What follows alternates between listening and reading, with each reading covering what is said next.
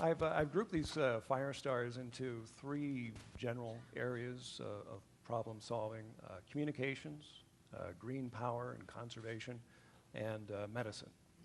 And I'm going to start off with communications. Being in radio, how can I resist that? And we actually do have a company that is involved with radio, just not broadcast. It's two-way radio. In the aftermath of 9/11, something that we learned was police, fire, and other emergency responders all use their own two-way radio networks, and those radios can't communicate with each other. In a crisis, communications fouled up, any delay can cost lives.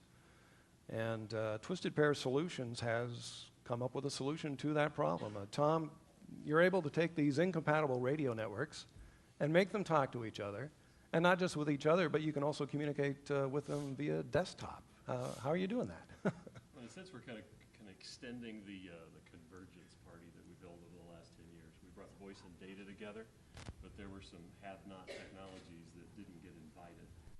We're focused on group-oriented technologies. Could be a radio system, could be a paging or a broadcast system. Say, how could those be connected over IP to make them interoperable with each other, but also to allow from a telephone or an application on a PC.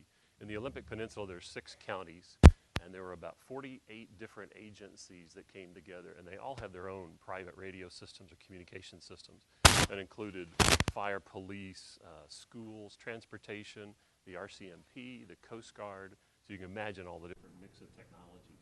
What we place is our software in the middle and can connect to each of their systems and allow any of their users to be interoperable with each other. And the Coast Guard also uses your system.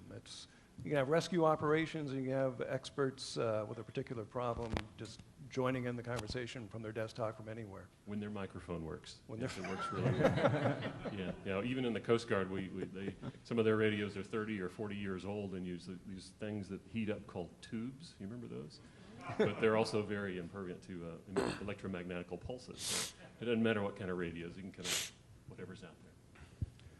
And what about hardware? Does it require any specialized hardware? No, so it's any device that can run an application and talk to an IP network. We've got clients for that. If you've got a device that has no idea what IP even means or stands for, you run it through a gateway device, just like you would with telephony to do voice over IP. We do radio over IP. All right. Thank you very much, Tom.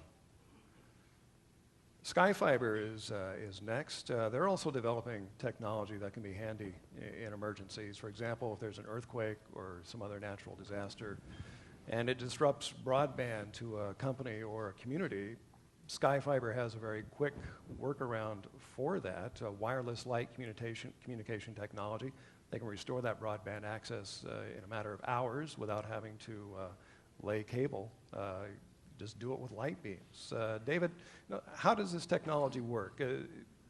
These are laser connections? Yeah. In essence, what we're doing is using optical lens technology to transport and deliver lasers that transmit broadband capacity. And so it's fundamentally using the lasers to travel through the air or through free space to deliver that connectivity. And that's essentially how it has been done. It's not new technology. The technology's been has been used since the 1960s. But as Larry says, the issue is not so much how come I can't get 10 megabits in my house. It's because of the cost.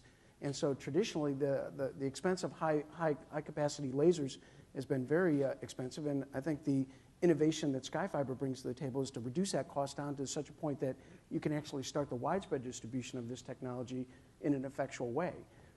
When we start looking at the fact, I was reading in The Economist on the way out here that there are expected to be 1.3 billion wireless broadband customers by 2013. The ability to serve up that much broadband over wireless networks has got to come in a new way, and that's essentially the ability to use light, which has limitless amounts of bandwidth that you can transport, is one of the ways that we think we can economically make an impact so that you can start to help people deploy broadband on a more global basis. Now, I'm no expert in laser optics, but what really has, because living here in the Pacific Northwest, we get a lot of rain and fog, and it just seems like that would interrupt the communications, but you seem to have gotten around that problem. Well, it does, and I think part of the problem was this technology was first tried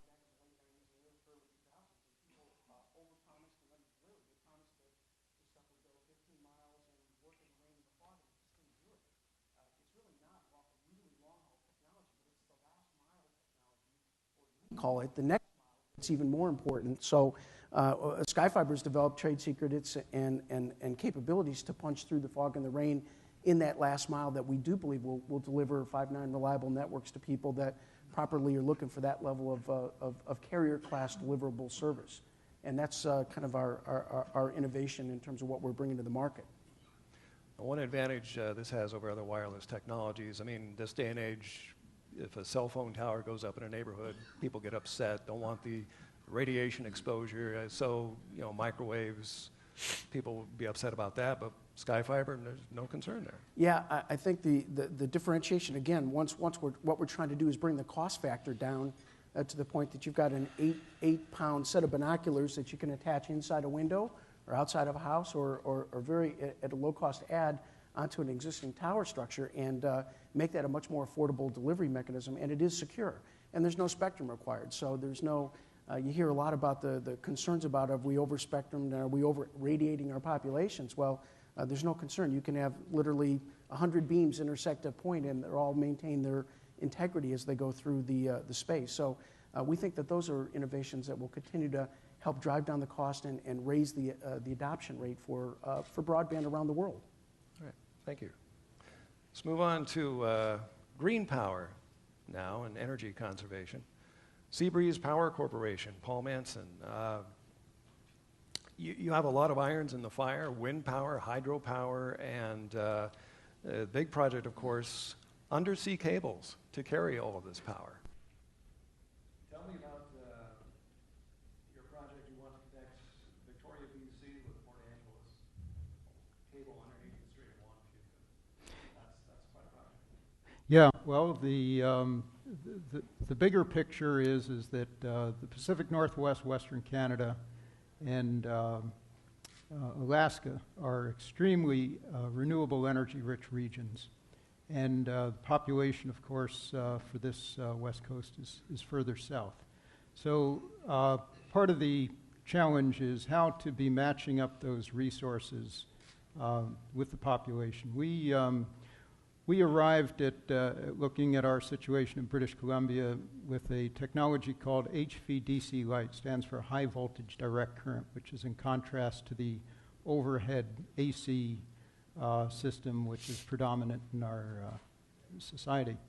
HVDC Light has a number of very, very interesting qualities. It is extremely fast. In the time that it takes you to look at your watch, for example, the full capacity of the Juan de Fuca cable could reverse itself 120 times. So this is it's also a very controllable technology. So as it relates to the smart grid of the future, this is sort of the transmission component, and it builds a foundation for the add-ons of the smart grid, which allow the consumer to integrate with the electrical system. But as far as the population goes, there's a lot of opposition to AC overhead lines. The fact that HVDC Light can be sited underground or underwater and doesn't emit fluctuating electromagnetic fields reduces